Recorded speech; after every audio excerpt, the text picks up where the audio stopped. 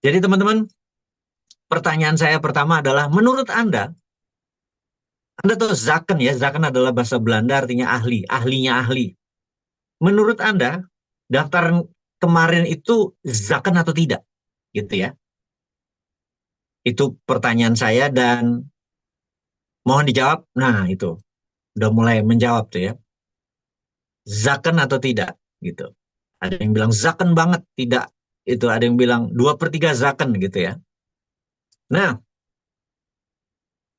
teman-teman, sebelum saya menceritakan apa yang akan terjadi dan bocoran apa yang terjadi, saya ada memberikan informasi dulu atas eh, sebuah fakta sejarah. Jadi begini, kira-kira 2 tahun yang lalu, di tahun 2022, seluruh organisasi Bosman, baik yang retail, yang B2C ya, business to customer, dan B2B dengan pemerintah, tim Bosman ini rapat akbar 2022 bulan November, alias 2 tahun yang lalu. Kita ini memutuskan kemana arah politik negara dan apa putusan Bosman berserta organisasinya. Maka kita membagi 3 periode gerakan eh, ekonomi dan politik ke depan. Walaupun kita tidak politik aktif ya, tapi kita gini, kita putuskan tahun 2024 kita harus bersama power. Kita harus siapapun yang berkuasa, kita bersama power. Itu pertama. Yang kedua adalah di tahun 2045, 21 tahun kemudian, kita harus memutuskan 2045 kita adalah seize power atau mengambil kekuasaan. Yang jelas bukan bosmannya, tetapi ideologi kita yang new mind itu tahun 2045 harus sudah diadopsi, diterima, dan mengambil power, bahwa yang mengambil kekuasaan adalah mereka para new minder, orang-orang yang berpikir baru, semangat baru gitu ya. Jadi Bosman dan teman-teman senior itu hanya menjadi ideolog saja di 2045. Jadi 2024 adalah stay with power, bersama power. 2045 seize power atau ambil. Jadi power itu harus diambil. Kita akan mengambil power. 2070 kita control the world. Cita-cita gila. Benar nggak? 2070 kita control the world. Itu adalah roadmap dari New Mind. Atau mereka-mereka yang punya pikiran baru, punya kesegaran baru. Dan kita balik lagi. Jadi di 2002 sudah begitu. November setahun kemudian, November 2023, kita harus memutuskan 01, 02, atau 03. Gitu ya. Wah, betul. Sabar. Kita harus memutuskan 01, kita tuh nempel ke 01, nempel ke 02, atau nempel ke 03. Anda tahu bahwa sahabatnya Bosman ada di 01, ada di 02, ada di 03. Seenggaknya tim sesnya. Gitu kan? Di November itu ada sebuah diskusi yang akhirnya Bosman memutuskan di bulan Desember, tepatnya tanggal 22. Semua itu ada datanya. Gitu ya. Semua itu ada datanya. Saya WA, brother, gue di 02. List orang-orang 02 saya ini. Saya permisi ke 01, saya permisi ke 03, dan saya permisi ke sahabat-sahabat saya seperti Mas Abraham Samad dan sebagainya, itu sahabat-sahabat saya ke 02. Saya bilang kayak gitu. Jadi mereka tahu gitu. Alasannya adalah bukan alasan ideologi kali itu. Kali itu ya, waktu itu. Alasannya adalah kita memilih yang menang. Itu banyak yang kecewa, saya tahu. Tetapi ini adalah keputusan eh, perang. Jadi Tengku Umar dulu deh gue, gitu ya. Jadi Raden Wijaya dulu deh gue, gitu ya. Banyak yang tidak setuju? Yes. Tapi sekali lagi, keputusan itu harus diambil. Karena itu di hari pemenangan 02 Bosman di panggung. Anda bisa heran, Bosman di panggung loh. Begitu duduk depannya Mbak Titi, sebelahnya Mas Didit, kita ada di belakangnya. Gimana nih orang berada di tengah-tengah itu? Itu yang menjadi pertanyaan orang-orang. Tapi bukan itu yang mau diceritakan. Nah, singkat cerita, para menteri kemarin mulai dipanggil, para calon menteri sekali lagi ya. Nanti teman-teman akan kaget bahwa tanggal 20 Pak Prabowo akan dilantik, kemudian tanggal 20-21 dia akan memilih menteri. Tanggal 23 Oktober adalah rapat kabinet pertama kali. Apakah mungkin ada perubahan struktur atau ada pemain baru masuk? Mungkin. Jadi bukan ansih atau as it is yang diumumkan kemarin akan menjadi 100%. Mungkin hanya 95%, karena mungkin masih ada pergeseran, perubahan, ada lobby-lobby di saat-saat terakhir. Nah,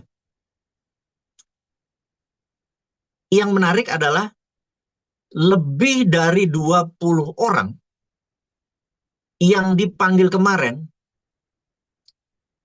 sesuai dengan prediksi Bosman adalah sahabat Bosman yang ada udah 35 tahun, ada yang sudah 20 tahun, ada yang sudah 10 tahun terakhir. Benar-benar orang yang dalam WA-nya Bosman atau dalam komunikasi Bosman, saya telepon dia ngangkat. Nggak ada jeda. Jadi bukan teman yang, iya kenal tapi nggak pernah hangout, atau kenal doang gitu ya. Nggak, teman-teman. Semua manggil brother, ditelepon, bro, gue ini sebentar. Nggak lama kemudian, gimana bro? Apa yang gue bisa bantu? Bener nggak? Jadi sesuai dengan prediksi bahwa kita stay with power, bukan hanya di membela 02 waktu itu, bukan membela, atau memilih 02 tepatnya, tapi orang-orang lebih dari 20 orang, bahkan ada seseorang yang di hari Senin, saya nemenin dia di hari Senin, saya lagi minggu lalu saya banyak keluar kota, saya mau Senin itu saya pengen istirahat di rumah, Toto, Mas, kamu harus ke tempat saya jam 5 sore, dia ngomel, wah di Dasko nggak nelpon gua, katanya mau nelpon gua, ini Pak Prabowo gimana sih, gua ngomel-ngomel kayak gitu. Ternyata besoknya dia dipanggil, gitu ya. Dia bilang, Chief, oh iya, biasa gue emosi dan lain sebagainya. Tapi ya kita berdua uh, sharing banyak. Bayangin, orang-orang seperti itu ada banyak, gitu ya. Jadi, informasi saya tanya misalnya, ada acara apa di Hambalang? Oh, Hambalang Retreat namanya. Ada Mas Mayer, ada profesor favorit lo si John, ada orang Chinese yang mengajari bagaimana growth GDP bisa 10% setahun. Saya bilang, oh keren juga itu isinya. Jadi Pak Prabowo jam 8 tadi pagi membuka kelas retreat tersebut, terus di setiap 2 jam diisi dengan para profesor-profesor, dan besok terakhir Pak Prabowo lagi. Jadi the whole day mereka mereka di briefing gitu ya, dengan informasi yang cukup menarik. Jadi saya lihat Pak Prabowo punya punya cara untuk membesarkan eh, eh, pola pandang dan pola pikir dari menteri-menterinya tersebut.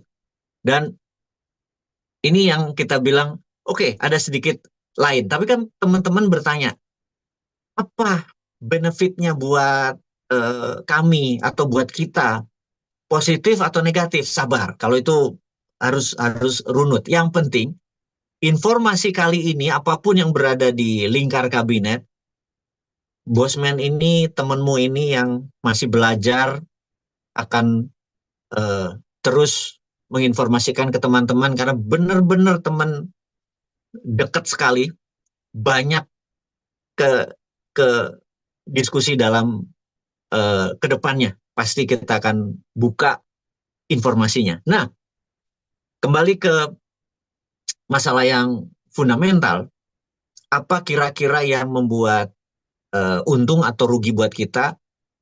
Kuda-kuda apa yang harus kita lakukan? Masuk lagi ke sesi berikutnya saya pindah ruangan dulu. Terus ada hal yang sangat penting buat di-share ke teman-teman semua dimanapun berada saat ini. Kabinet nanti tuh ada yang saya akan memberitakan berita baiknya, ada juga berita buruknya. Teman-teman mau baik dulu atau buruk dulu gitu aja ya. Siapa yang mau buruk dulu atau mau baik dulu? Udah ngomong. Anda mau sisi baiknya dulu atau buruknya dulu? Gitu. Nah, ini. Oh, rupanya buruk kayaknya lebih menang ya. Oke, saya akan menceritakan buruknya dulu atau bad news-nya dulu. Teman-teman, kita semua tahu bahwa kelas menengah itu lagi down. Jadi hari ini saya makan siang dengan sahabat saya yang memiliki 20 hotel. Kebetulan dulu kita kuliah bareng, kemudian nggak sengaja kita ketemu di restoran. Begitu ketemu dia bilang, bro gue mau curhat gitu ya. Dia punya 20 hotel dan tidak ada satupun dia pinjam sama bank. Saya kenal dia cukup lama dan bisa dikatakan informasi dari dia cukup valid. Dia punya 20 hotel tuh di 20 kota. Dia bilang, lo tahu di mana kelas menengah ngumpul? Saya bilang, nggak tahu. Di mana? Kelas menengah itu ngumpulnya di food court. Jadi mereka-mereka kalau makan siang di food court itu kelas menengah. Kalau mereka makan siangnya di warung, itu kelas bawahnya, alias kelas bawahnya kelas menengah. Kalau makan di restoran itu kelas atas. Makan siang ya, daily. Kalau sekali-sekali sih weekend mungkin sama keluarganya. Dan lo tahu, food court di seluruh kota sepi. Jadi saya pikir, oke. Jadi daya beli kelas menengah itu benar-benar lagi parah. Nah ini hubungannya sama makan siang gratis ada nggak? Nggak ada, saya bilang kayak gitu. Jadi saya sekarang tanya kepada teman-teman semua, saya mau nanya, apakah informasi dari sahabat saya ini benar bahwa food court di banyak kota sepi di hari kerja, di jam makan siang? Saya pengen tahu.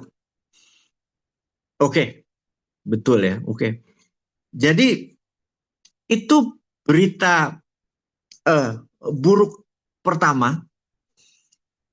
Kemudian saya langsung mereview kenapa kemarin saya ke Jogja ke Prawiro Taman kok sepi. Kalau di Malang kemarin kok yang rame cuman yang kelas bawah di malam hari ya di Kayu Tangan, kalau di Jogja di Malioboro, tapi di daerah-daerah itu udah mulai sepi, di daerah-daerah yang tadinya rame untuk kelas menengah gitu ya. Kelas bawah mah rame terus gitu. Jadi saya jadi mulai kepikiran, daya beli kelas menengah ini berbahaya kalau sampai berkepanjangan. Dan yang dibutuhkan kelas menengah ini sekedar informasi teman-teman, bahwa uang beredar di negara Singapura itu 120% dari PDB, di Jepang hampir 120, di Amerika hampir 150 uang beredar. Di Indonesia hanya 40% uang beredar. Ini berbahaya sekali. Dan 40% uang beredar itu adanya di kelas atas. Di kelas yang punya 1 miliar ke atas di deposito. Yang orang yang punya 1 miliar ke atas itu adalah hanya 180.000 manusia Indonesia yang memiliki akun 1 miliar ke atas. Bayangin.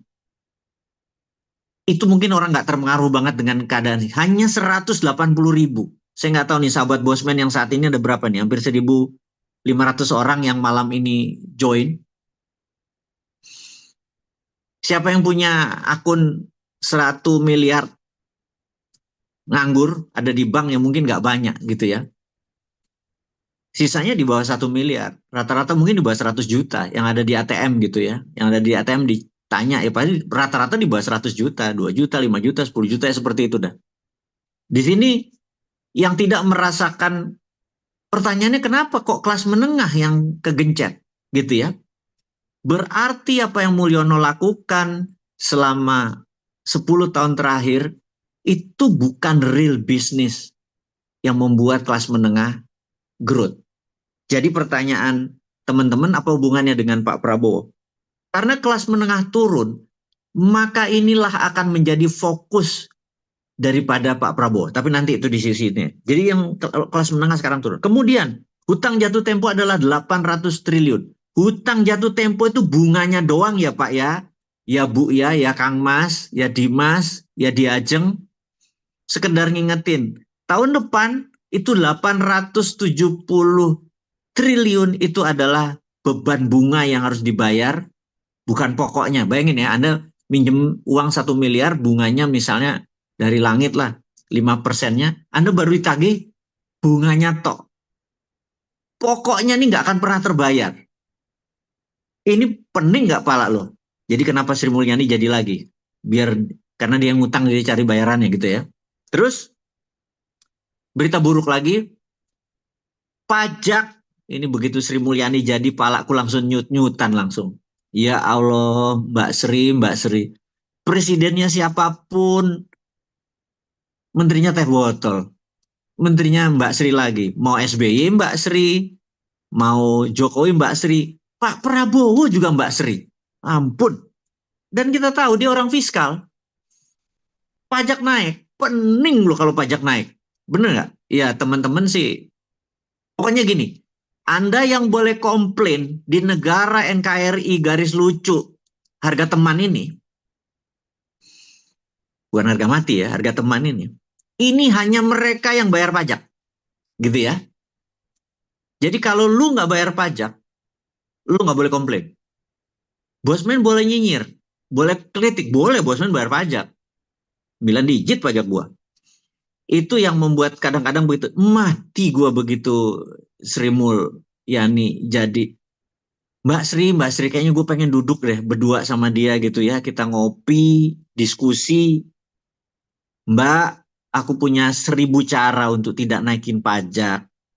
Gue punya puluhan cara untuk quantitative easing atau easy money. Kenapa lu pakai quantitative tightening sih? Gitu ya. Itu akan banyak sekali diskusi-diskusi seperti itu gitu ya. Jadi kalau pajak naik, kelas menengah menderita, maka pinjol merajalela.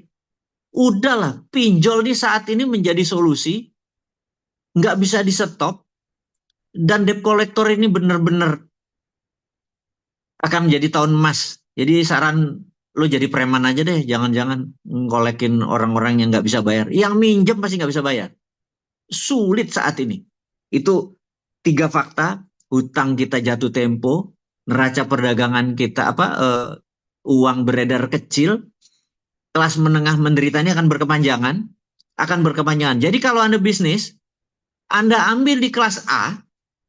Kelas A itu kalau makan di atas 150.000. Jadi kalau mereka berempat 600.000 ke atas.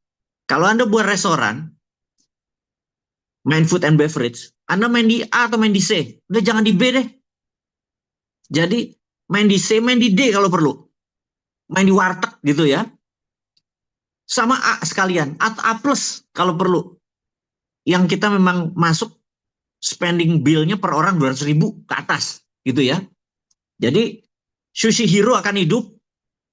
Sushi T yang main di B itu gitu kira-kira kalau kita mengibaratkan ini sushi gitu ya.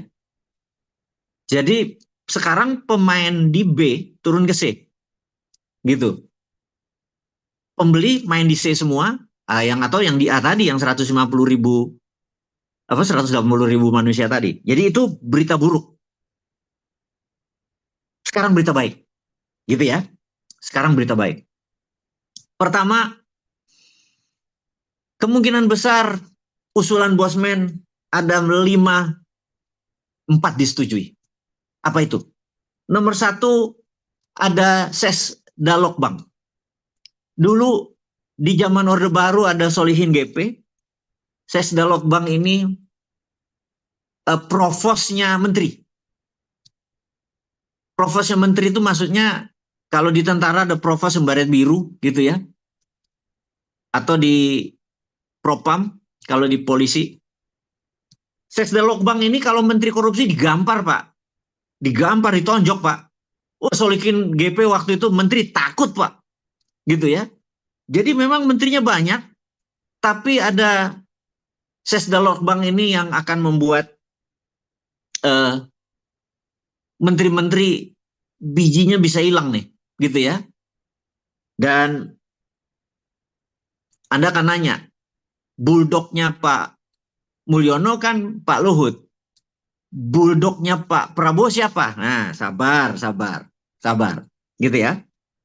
Kemudian akan ada sebuah lembaga yang mengarahkan eh, pertahanan dan keamanan. Akan ada NSI, National Security Council, ada National Security Agency. Ini akan berada di atas kepolisian dan tentara. Ini akan menarik sekali kalau ada NSI. Maka kita, kalau ada NSI ini berarti negaranya akan ofensif. Akan kayak Amerika, gitu. Itulah yang saya senang, kalau perlu bukan Department of Defense atau DOD atau Menteri Pertahanan, tapi Department of Offense. Gitu ya, DOO. Jadi bahasa ini adalah Department of Warfare. Wah, ini keren Pak. Kalau ada Department of Warfare, kita agresif Pak. Jangan sampai sekarang ini kita bertahan terus. Ingat ya, pertahanan yang terbaik adalah menyerang. Kita harus ofensif. Ekonomi kita harus ofensif. Kita ini ekonomi sekarang bertahan. Militer kita bertahan. Ofensif Pak. Militernya menyerang. Militer, gini, perang itu tidak harus pakai bedil-bedilan dan pakai battle suit atau baju perang. Tetapi economic warfare, financial warfare, menyerang dengan soft power, dengan budaya, dengan dangdut, dangdut koplo, atau dangdut koplo dimain di Amerika, ngalahin K-pop. Itu adalah soft power yang kita saat ini lemah sekali. Nah, dengan adanya NSC, agaknya Prabowo menggunakan warfare, strategi perang tersebut, gitu ya. Jadi koplo harus diekspor, gitu. Kemudian Kopkamtib, dulu Laksamana Sudomo di zamannya Pak Harto itu adalah keamanan dan ketertiban. Ini preman tembak di tempat ini, saya harapkan. Narkoboy tembak di tempat. Kalau perlu koruptor tembak di tempat. Ini yang gue harap dari Kopkamtib dihidupkan lagi, gitu ya. Jadi kalau ini terjadi, gemeter Pak ini Pak, yang kemarin pesta-pesta korupsi pejabat-pejabatnya. Jadi Kopkamtib ini,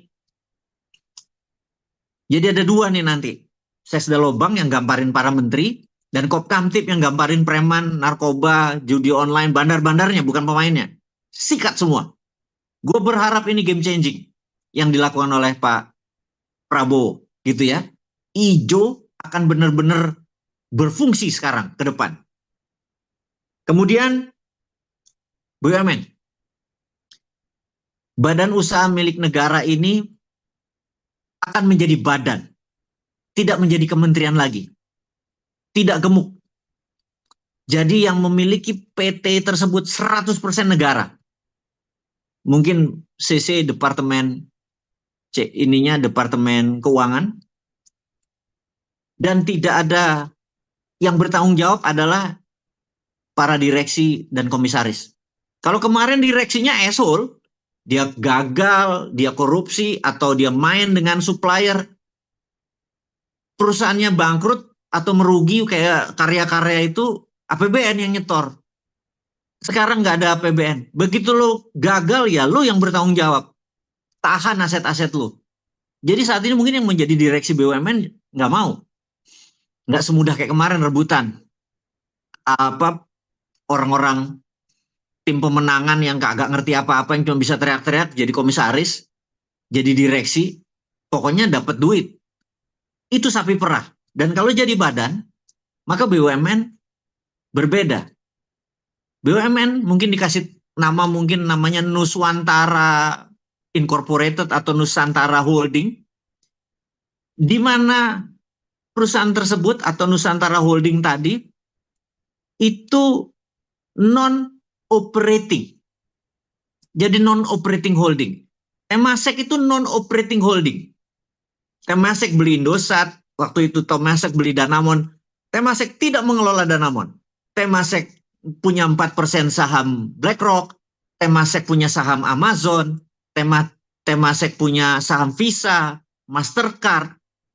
Punya 100 lebih perusahaan Temasek itu, yang waktu pertama kali di tahun 74 Temasek itu perusahaan BUMN Singapura ini terus berubah menjadi PT Independent Business Unit, itu cuma dapat Bird Park Jurong, Taman Burung, Shipyard, Singapura Airlines 4-5 biji deh gitu. Itu valuasinya kira-kira 350 juta Singapura dolar. Anda tahu sekarang berapa? 389 billion gitu ya. Setengah GDP Singapura, sepertiga GDP Singapura itu ada di Temasek. Orangnya sedikit, kantornya cuma di lantai 4 kayak di Bank Indonesianya gitu ya. Karena semuanya non-operating holding. Jadi di dalam BUMN atau Nusantara Holding tadi, dia non-operating.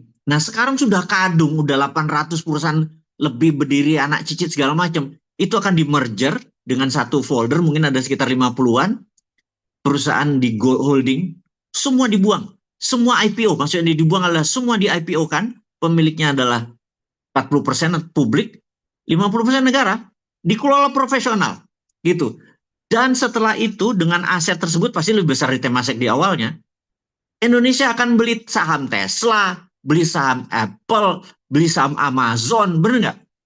Dengan Indonesia memberi saham Tesla, SpaceX, Nvidia, orang-orang Indonesia bisa bekerja di sana. Itulah membuat income BUMN bukan rakyat gini. Saat ini BUMN ngambil haknya UKM, benar nggak? BUMN ngambil hak UKM. Kalau BUMN sekarang fokusnya ke luar negeri, 70% income dia datang ke luar negeri. Di dalam negeri sesama UKM menjadi bebas. Tidak diborgol oleh BUMN-BUMN yang saat ini mengambil pasar kita yang udah kecil yang cuma 40%. Mereka rebutan. Karena itu kelas menengah ya miskin semua kalau kayak gitu caranya. Itu kan kesalahan yang lalu ya. Yang sekali lagi, Bosman ke depan tidak akan mengkritik karena Bosman orangnya Prabowo. Gue udah ngomong apa adanya. Kemarin gue memang nggak setuju sama Mulyono. Karena ini semua akibat Mulyono. Gitu ya. Jadi, balik lagi ke BUMN. BUMN nanti akan fokusnya ke luar negeri. 75% income luar negeri. Di dalam negeri akan di-merger. Dan kita karena sama PT kompetisi bebas. Gitu, nggak lagi terikat. Nggak lagi ada kartel sesama BUMN. Mereka akan marketnya ke luar negeri dan di Indonesia UKM-UKM bisa tumbuh. Jadi itu adalah berita baiknya. Dan teman-teman, mudah-mudahan informasi Bosman tentang baik buruknya kabinet nanti itu bisa menjadi solusi buat teman-teman. Yang jelas ada 20 sahabat Bosman berada di lingkar dalam, gitu ya. Mereka adalah wamen, mereka adalah menteri yang saya bisa call setiap saat untuk informasi ya. Saya nggak akan nyari proyek dari mereka karena mereka saat ini fokusnya adalah membangun apa yang lebih baik untuk kita semua. Yang jelas Anda semua akan selalu dapat informasi dari Bosman. Sahabat semua dimanapun, sehat selalu, semangat selalu, dan kita ucapkan selamat buat Pak Prabowo nanti tanggal 20 dilantik menjadi Presiden ke-8. Bagi Anda semua yang ingin tahu ilmu Bosman, gimana caranya sahabat Bosman bisa 20 masuk ke kabinet sekarang, itu semua akan ada di sesinya Berani Kaya dengan Mbak Nadine. Ingat, Berani Kaya. Dari Bosman, wassalamualaikum warahmatullahi wabarakatuh.